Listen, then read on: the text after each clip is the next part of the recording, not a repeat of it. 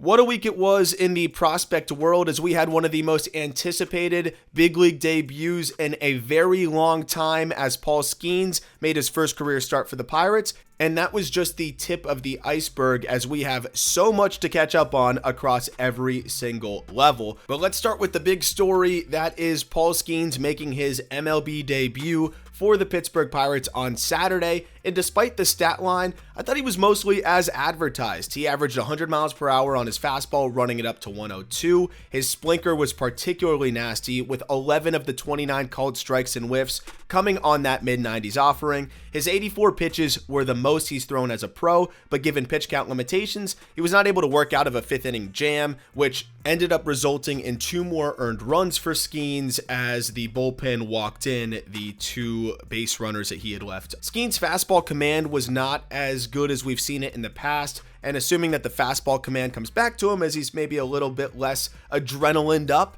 I think we're going to see Paul Skenes have a much better second start, and there was still plenty to be excited about in start 1 from the Pirates' top prospect.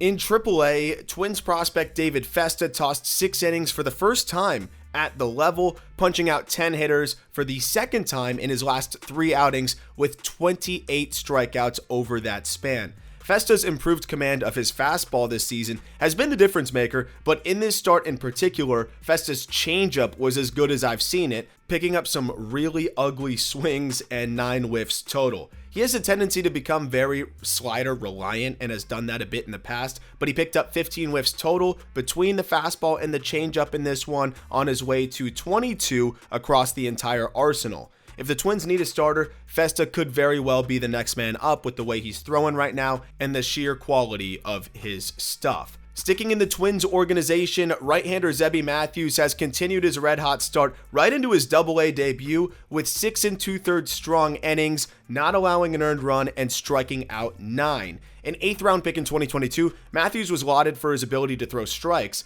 but his velocity has jumped nearly 2 ticks across his entire arsenal this year, and he's starting to rack up way more whiffs. One of the most absurd stats I've seen in a while, Matthews has now struck out 37 batters to start the season with 0 walks in 29 1/3 innings. He's the only pitcher in minor league baseball with at least 8 innings pitched and 0 walks, and he's beat that number by 21 innings. He picked up at least 4 whiffs on each of his 3 offerings in this outing, grabbing 1 extra with the slider, and it's pretty hard to argue that there's been a more impressive pitcher in minor league baseball so far than Matthews, especially as he duplicates his success at the upper levels. Angels top pitching prospect Kaden Dana put together his 5th straight start of at least 6 innings and 2 earned runs or less by going 7 innings of 1-run ball in Double-A yet again. We're about to talk about a string of fastball heavy starters, but none of them went to their fastball more than Dana in this one. I honestly can't remember a time that I've seen a pitching prospect throw 79 fastballs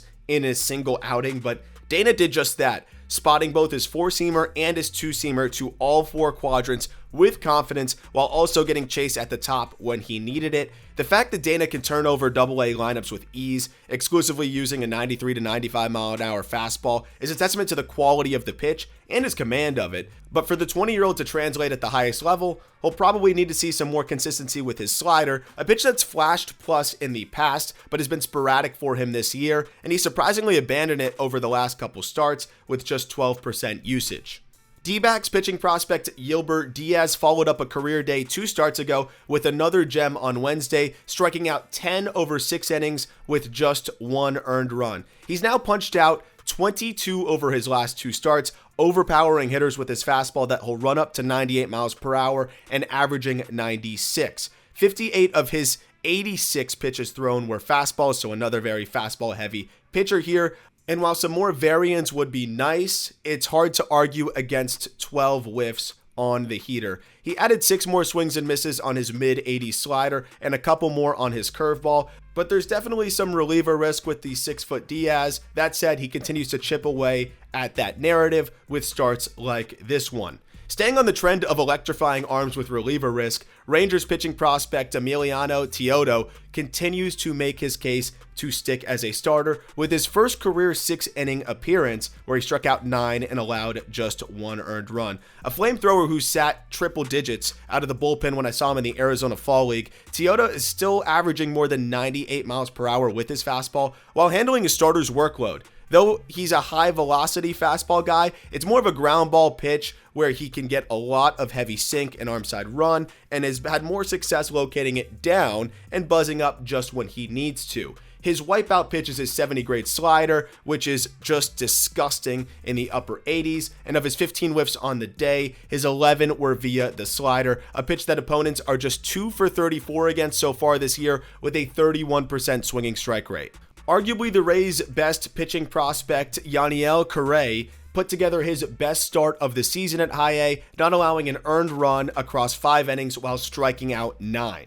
A similar prototype to Yliber Diaz of the Diamondbacks, Correa is quite reliant on his fastball, using it about 65% of the time, but how can you blame him when hitters have no answer with an opponent batting average of 133 against the pitch? Averaging 96 miles per hour, Correa creates difficult angles for hitters with a heater that gets on them quick and can be dominant at the top of the zone with 10 whiffs on the pitch alone on his way to 14 total. His ERA is down to 1.93 on the season as his biggest opponent remains himself, with an opponent batting average overall of 125 and a walk rate of 12%.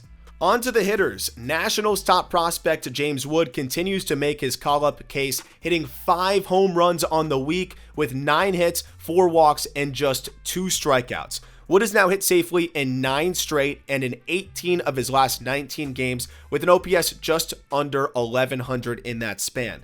The Nats apparently want to see Wood hit lefties better, and he's responded by launching 2 home runs off southpaws last week alone, now with an OPS over 800 left on left. What's the justification for keeping him down there now? Twins prospect Carson McCullers might be my new favorite StatCast darling in the minor leagues. He's about to turn 26 in Double-A, but he's 6'8" and absolutely dismantles baseballs when he connects, and this past week is a perfect example of that. Of course, there's plenty of hit tool concern, but again, not this week, where he goes 10 for 19 with 3 homers, 3 doubles, and 9 driven in. All 3 home runs came in one ball game, capped off by this ridiculous 500-foot home run that left the bat at 114 miles per hour. And again, I have no idea if he's going to hit enough, and statistically speaking, the odds are stacked against him, but his 90th percentile exit velocity of 112 miles per hour is the best in the minor leagues and would only trail Giancarlo Stanton, Vlad Guerrero Jr., and Miguel Sano at the big league level. A scary hit-by-pitch that caused multiple face fractures for Brewers first-rounder Brock Wilin kept him out a month, but he came right back this past week and put together a great stretch for Double-A Biloxi, launching 2 homers and a grand slam. His numbers may not be as impressive as some of the other names mentioned in this video, but considering the circumstances, it was a fantastic week for Wilin, and we love to see him back and comfortable so quickly. Red Sox shortstop prospect Marcel Meer has started to really settle in at the plate approach-wise, and the numbers followed last week with 5 extra base hits, 4 walks, and just 2 strikeouts in 28 plate appearances. After walking just 6 times through his first 110 plate appearances, Meer drew 4 free passes last week while lifting the ball with more consistency in that small sample as well.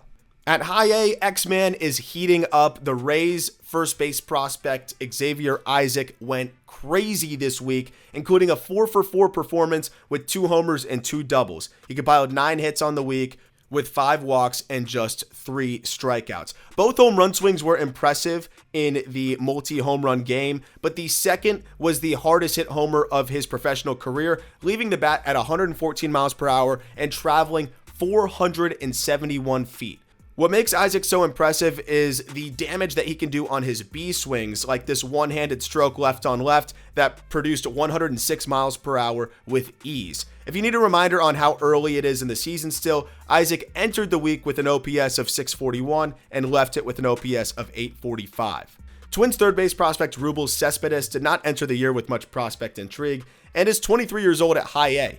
But he has been awesome at the plate all year, and this week was no exception, with 9 hits, a double, a triple, a home run, 10 driven in, 4 walks, and 2 Ks. A moderate frame, Cespedes has some violence to his swing as he tries to do as much damage as he can within his frame, but the ability to make contact while still being violent and quick is impressive. He has an in-zone contact rate of 89% on the year and did not swing and miss on a pitch in the zone the entire week. While he's a bit older for high A, this is his first taste of the level, and the results have been impressive.